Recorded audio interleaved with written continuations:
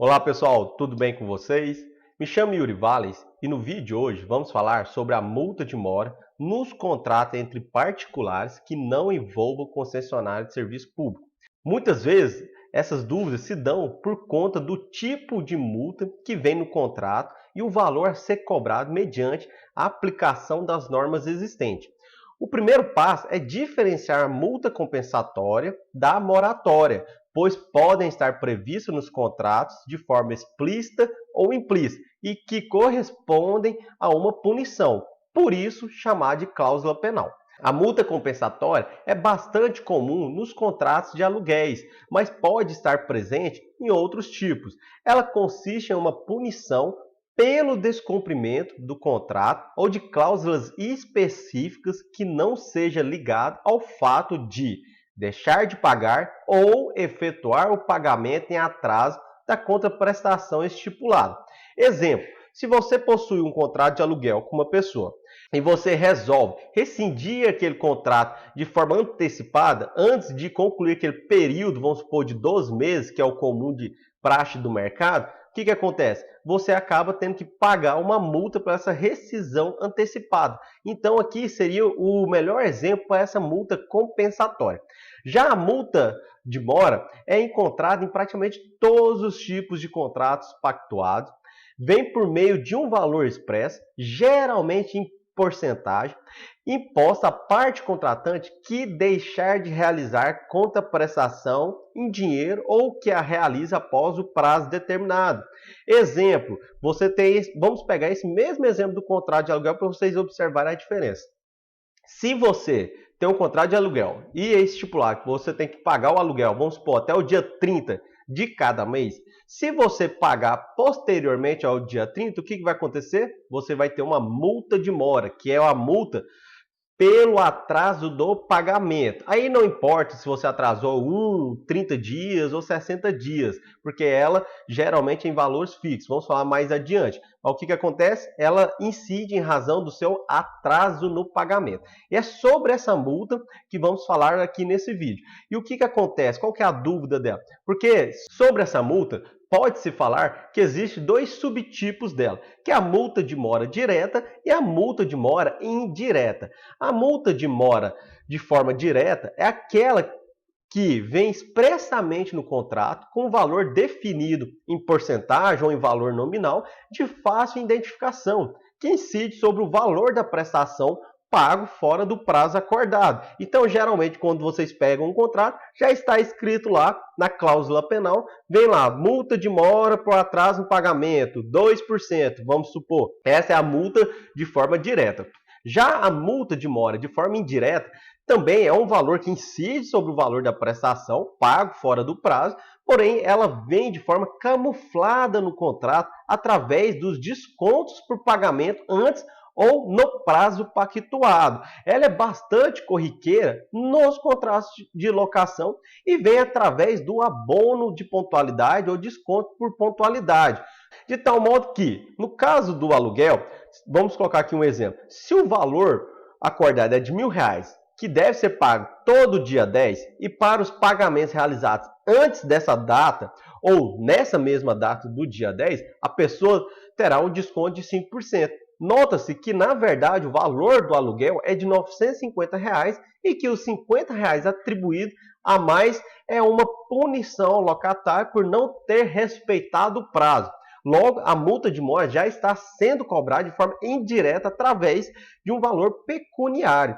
Com isso, o desconto pactuado ostenta a natureza jurídica de multa de mora e, assim, não pode ser exigida cumulativamente com outra da mesma natureza, pois estaria incorrendo no famoso bis in idem.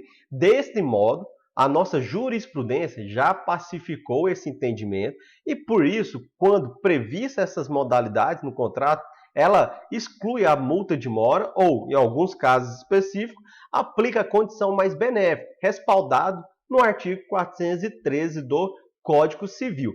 Assim, em relação à legalidade, a cobrança dessas multas, elas encontram um respaldo no princípio do Pacta Sunt Servanda, no artigo 8º do Decreto 22.626 e também no artigo 408 do Código Civil. O decreto 22.626, no seu artigo 8º, ele coloca que as multas ou as cláusulas penais, quando convencionadas, elas reputam-se estabelecidas para atender às despesas que a outra parte teria em razão, por exemplo, daquele atraso no pagamento. E o Código Civil coloca que incorre de pleno direito o devedor na cláusula penal, desde que culposamente deixe de cumprir a obrigação ou se constitua em mora. E o motivo dessa legalidade se dá pela presunção de que a parte que não recebeu o valor que lhe é devido sofreu ou irá sofrer um prejuízo e por isso nada mais justo ela receber um valor a título de ressarcimento desse ônus. Lembrando que muitas vezes, quando há vários atrasos e atrasos duradouros, o que acontece? A parte acaba tendo que contratar um serviço de cobrança e com isso ela vai ter sim essas despesas. Então essa multa seria para ajudar já nesse ressarcimento dessa despesa. A respeito da multa de mora, existem algumas normas que estabelecem o limite referente ao valor a ser cobrado. Então, o valor da multa não pode ser de livre estipulação em determinados casos. Lógico que sim, pode, mas dentro de um limite legal. E o que acontece? O primeiro dispositivo a tratar sobre esse limite é esse próprio decreto 22.626, que ele colocou que o limite máximo para a multa de mora seria de 10%. E isso está lá no seu artigo 9º. Assim também, esse percentual ele vigorou por muito tempo, até vir o Código de Defesa do Consumidor, colocando no seu artigo 52, parágrafo 1º, que para os contratos envolvendo a relação de consumo, a multa ficaria limitada no patamar de 2%. Ou seja, para contrato de consumo não pode ser mais do que 2%. Só que o que acontece? Anteriormente, esse artigo 52, ele tinha colocado que seria no fornecimento de produtos ou serviços que envolvam a outorga de crédito ou concessão de financiamento. E por isso muitas pessoas interpretaram esse dispositivo de forma taxativa e não exemplificativa. Com base nisso, foi promulgado um decreto, que é o 2181, que veio, através do seu artigo 22, estipular que esse limite percentual deverá ser respeitado por todos os fornecedores de produtos e serviços, em qualquer modalidade de contrato de consumo, e não só naquela que estava escrita expressamente no Código de Defesa do Consumidor.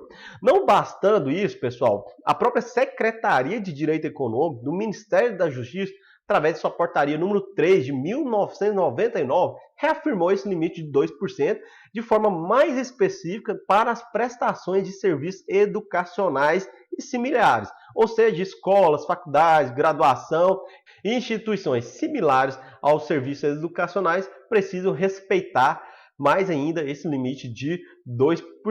Contudo, cabe salientar que esses dispositivos que limitam o percentual para a multa de mora são aplicados na relação de consumo. Assim, o Código de Defesa do Consumidor, no seu artigo 2º, ele veio trazer o conceito do que seria consumidor. Mas vamos deixar esse conceito para um próximo vídeo, para uma próxima oportunidade. Mas o ponto importante é que ele fala que consumidor é toda pessoa que utiliza produto ou serviço como destinatário final.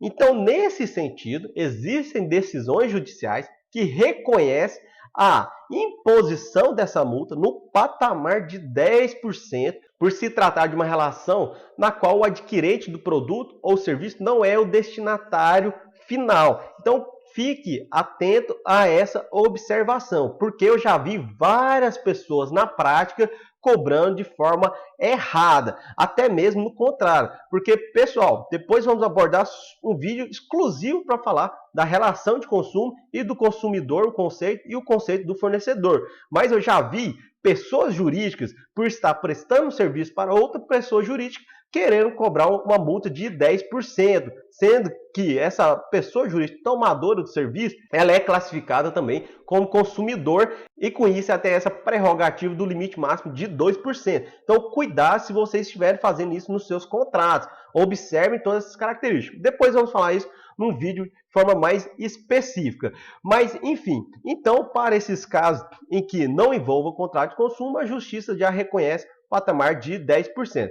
Por exemplo, se uma indústria atacadista ela vende seus produtos para uma pessoa física ou jurídica que compre com a intenção de efetuar a revenda, pode estipular aquele percentual do decreto 22.626, que seria de 10%. Agora já temos um exemplo aqui também, fugindo da área do consumidor, nas relações envolvendo condomínio e os seus condôminos. O que acontece? O Código Civil, no seu artigo 1336, parágrafo 1º, trouxe também que o percentual máximo da multa de mora seria de 2%. E em outro caso, que por mais que exista uma lei própria, que é, por exemplo, a lei do inquilinato, que é a 8.245, eles trataram de várias questões envolvendo alocações de imóveis, mas eles acabaram deixando passar batido a aplicação da multa de mora. Por isso, sim, nos contratos de aluguéis tem validade e legalidade a cobrança de multa de 10%, com base no decreto 22.626.